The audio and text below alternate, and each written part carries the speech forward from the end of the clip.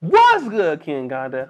It's your boy O'Shea Duke Jackson, back at it again with another episode of Dear African Americans. And I know it's been a while since I've been updating this playlist, but I want to tell you, brothers and sisters out there, I really appreciate all the support that I've been getting on this channel. The Kinganda team really also appreciates you.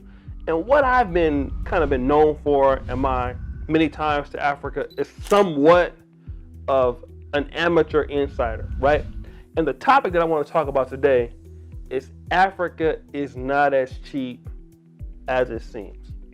And I get these emails all the time from brothers and sisters whether they want to go to the Gambia, Ghana, Uganda, Tanzania, and people are wanting to move to the continent of Africa because they feel that it's cheaper. Well, in some aspects, rent can be cheaper. Uganda, certain aspects, rent can be cheaper, right? The Gambia, rent will be cheaper. But if you're a person, you're looking to do things in Africa as an entrepreneur, all of a sudden, things are not as cheap as they appear. Let's talk about, I just moved into a new apartment from the one that I'm gonna be moving in right now.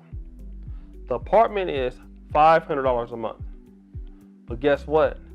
We got to upfront pay 3 months in advance, right? $1,500 plus $500 again for a deposit.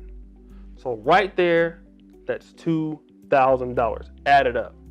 We just got Zuku fiber installed. That was $140 for the first month. So now we're at $2,140. So that's an unfurnished apartment, okay? We're not talking about we need to put a stove in there, oven in there. A good one is about $500. We need to put a good refrigerator in there. You know, that's between $300 to $700.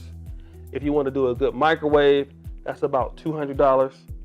You want to buy all the dishes and your pots and pans and your utensils, stuff like that. That's another, between $200 or $300.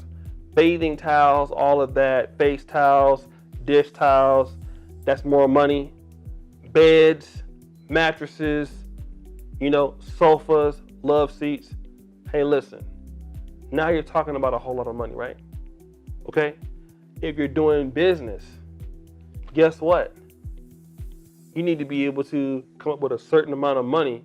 You need to have about, I would say, a year's salary to pay employees. Now you're talking about paying taxes. You're talking about registering your business. You're talking about buying equipment for the business. Okay? In just the last 4 months, I would say I've spent about $30,000 in equipment and about $10,000 in shipping costs just getting it here. That's $40,000. All right? So now you're talking about doing things in Africa. Yeah, depending on what you're doing, it could be cheaper.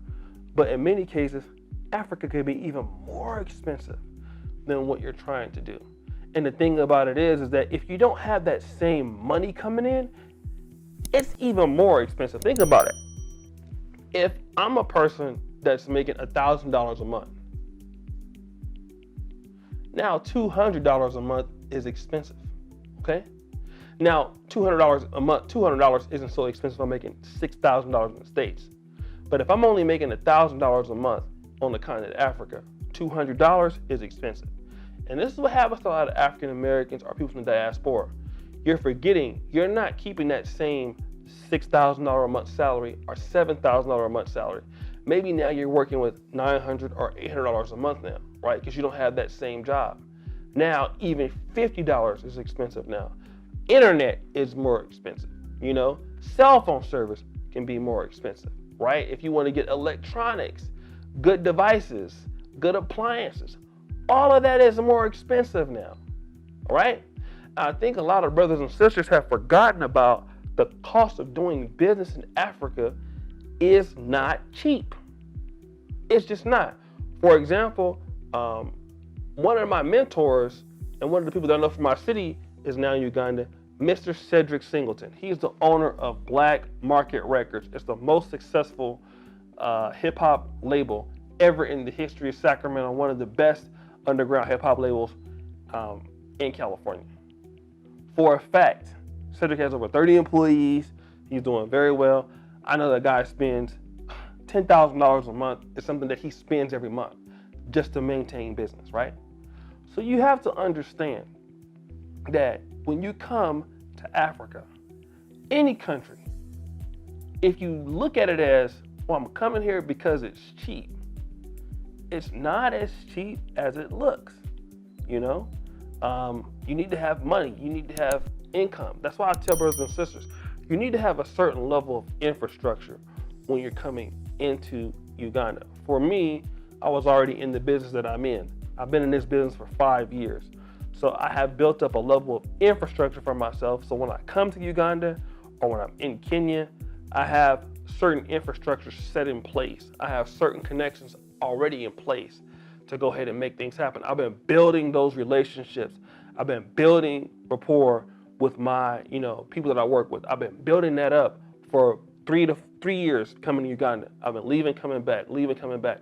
So I made those connections, and those connections have made me stable, right? So when I come here, I don't have to switch careers or anything like that. But for a lot of people, if you don't have that infrastructure there, if you don't have that that business that you can transfer over into the next phase, it becomes harder.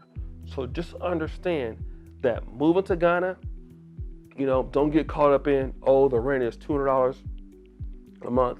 You're not looking at the months in advance.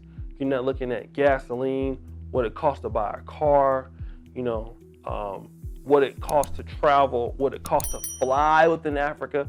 For example, I missed a flight because of the COVID testing, right? And that flight that I missed cost me $300. It's expensive to fly within the continent of Africa. And then a lot of times you're taking now COVID tests in this country, COVID tests in that country.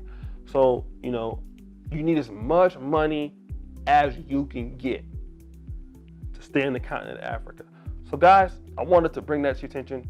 I do appreciate you for watching another episode of King Ganda, the Dear African American playlist. Subscribe, hit the bell. It's your boy O'Shea Duke Jackson. Always remember, keep it real, King Ganda forever. We out.